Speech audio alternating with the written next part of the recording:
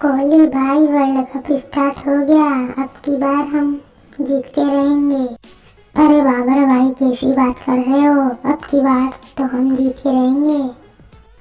अरे दोनों चुप हो जाओ, वरना दोनों के पिछवाड़े में या डंडा घुसा दूंगा, समझ रहे हो ना?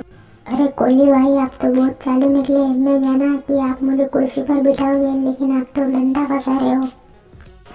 दोनों फालतू बात मत करो, क्योंकि वर्ल्ड कप तो इंडिया ही जीतेगा, मैं बोल रहा हूँ। और ऐसी वीडियो देखने के लिए चैनल को सब्सक्राइब करें।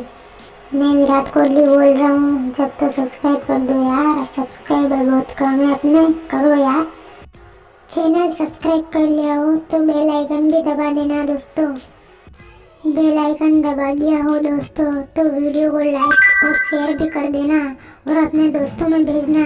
बहुत ही फनी वीडियो आती है अपने यूट्यूब चैनल पर। लाइक करो, फॉलो करो, सब्सक्राइब करो।